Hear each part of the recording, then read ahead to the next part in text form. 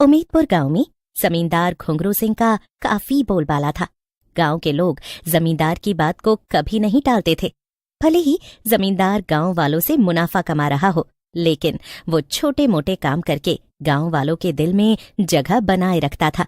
एक रोज जमींदार गांव में अपने आदमी के साथ आता है। अरे जमींदार साहब, आप यहाँ? आपने मुझे ही बुला लिया होता।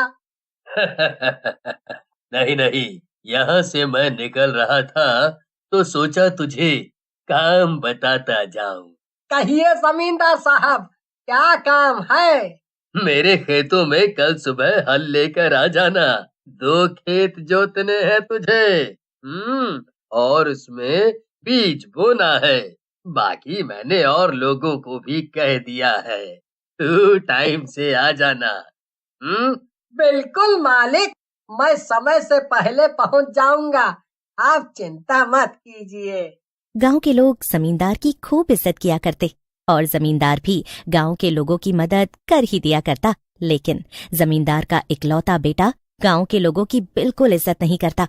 गांव के लोग भी जमींदार के बेटे को ना तो मुंह लगाते और ना ही उससे कोई कुछ कहता, क्योंकि वो पूरी तरह से बिगड़ैल था। एक रोज जमींदार के बेटे रंजीत को गांव की सुमित्रा की बेटी सुषमा के साथ गांव की ही कलावती देख लेती है और वो ये बात सुमित्रा से आकर कहती है, अरे ओ सुमित्रा, कैसी है तू? कई दिनों से तू आई नहीं, तो सोचा मैं ही मिल लूं तुझसे। मैं तो अच्छी भली हूँ, घर का थोड़ा काम हो जाता है तो घर से निकलने का मौका नहीं मिलता। तू बता, तू कैसी है और कैसे आना हुआ? मैं बिल्कुल ठीक हूँ। और तेरी बेटी कहाँ है? वो घर का काम धंधा नहीं करती क्या, या बस आजकल इश्क लड़ाने में ही ज्यादा समय दे रही है?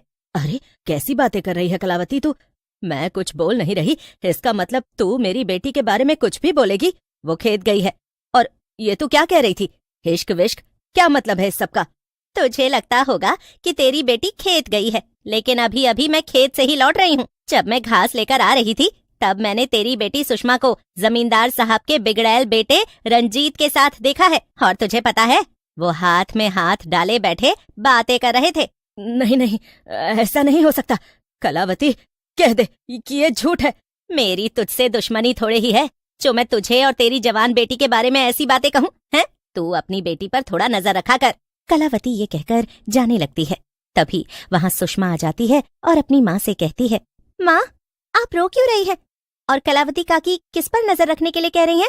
कहाँ थी तू? सच सच बता। देख सुषमा, तेरे पिता नहीं है, तू अपने पिता का नाम मिट्टी में मत मिला देना। बेटा सच बता, मुझे कहाँ से आ रही है? अरे बिजली, तू बाहर क्यों खड़ी है? जरा अंदर तो आ और माँ को बता कि हम दोनों कहाँ से आ रहे हैं।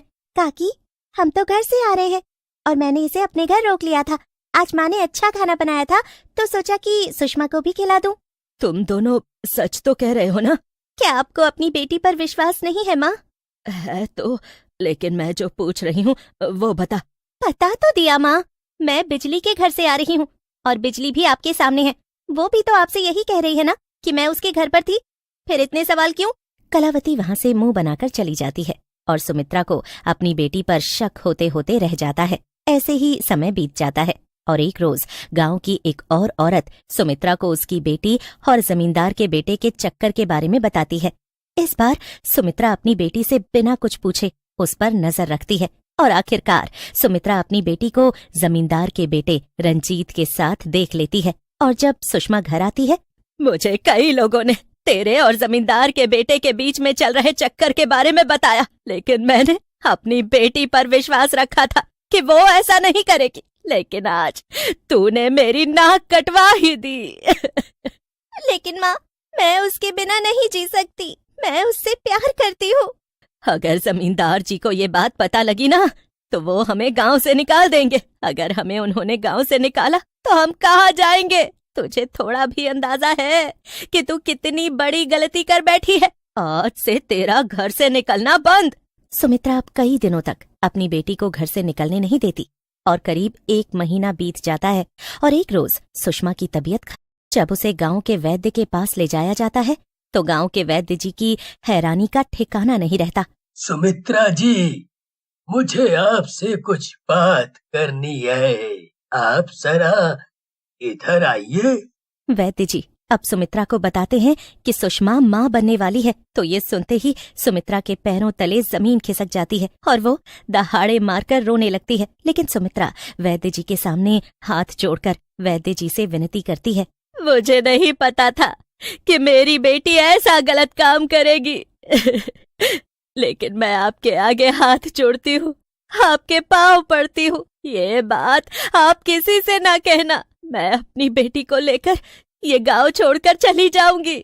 सुमित्रा अब अपनी बेटी को घर लेकर जाती है और उसे खरी खोटी सुनाती है और खूब रोती भी है। लेकिन जब ये बात सुषमा जमींदार के बेटे से कहती है कि वो उसके बच्चे की माँ बनने वाली है, तो वो सुषमा को अपनाने से इनकार कर देता है।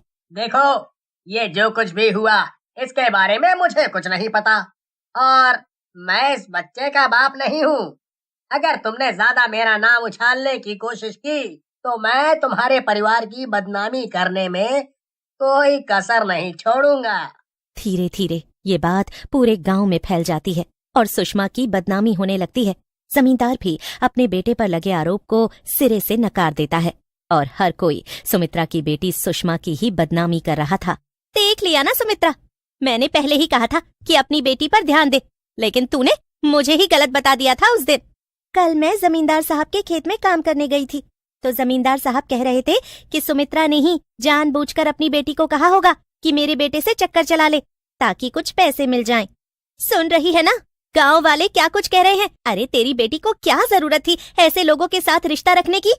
मुझे भी नहीं पता था कि मेरी बेटी मेरे साथ ऐसा करेगी। मैं तो किसी को मुंह दिखाने लायक नहीं रही। जो कोई भी कुछ भी आकर बोल रहा है मैं बस सुनने लायक ही बची हूँ। मैं तो कहती हूँ मेरी सांसें भी क्यों चल रही है, वो भी रुक जाए।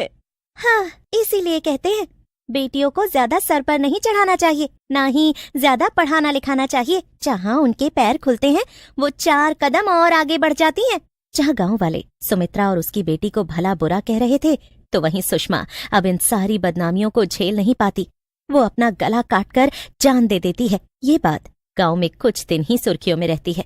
उसके बाद सब कुछ नॉर्मल हो जाता है और करीब 6 महीने बाद जमींदार के बेटे रंजीत की शादी अच्छे खासे अमीर घर की लड़की से करवा दी जाती है। लेकिन अब सुहागरात वाली रात रंजीत नशे में अपने कमरे में आता है जहाँ घूंघट में उसकी दुल्हन बैठी होती है। अब रंजीत भी अपनी दुल्हन के पास जाकर बैठ जाता है। रंजीत अपने सामने घूंघट में बैठी दुल्हन को देख रहा था। वो हाँ ना में सिर हिला रही थी। फिर काफी समय बीत जाने के बाद रंजीत अपनी दुल्हन का घूंघट उठाता है। लेकिन जब वो अपनी दुल्हन का घूंघट उठाता है तो चिल्लाकर जैसे ही दरवाजे की तरफ भागता है तो दरवाजा खुद ब खुद बंद हो जाता है। रंजीत बेटा, क्या हुआ तुझे? तू ठीक तो है ना? नहीं पापा, मुझे बाहर निकालो। यहाँ कोई है। सरकटी दुल्हन, सरकटी चुड़ैल, मुझे कुछ भी समझ में नहीं आ रहा है। क्या हो रहा है आखिर? कौन हो तुम और क्या चाहती हो? रंजीत के इतना कहने के बाद ही वो सरकटी चुड़ैल जोर जोर से हंसने लगती है और रंजीत की तरफ बढ़ने लगती है। और वो सरकटी चुड़ैल कोई और नहीं बल्कि सुषमा थी, जिसकी 6 महीने पहले मौत हुई थी। कहीं तुम भूल तो नहीं गए मुझे? हाँ, मैं तुम्हारी सुषमा, जिसे तुमने जीते जी अपनाने से इनकार कर दिया था। उसकी ऐसी हालत हो गई कि उसके घर वाले, गांव वाले उसे देखकर ताने देते थे, बुरा भला कहते थे उसे।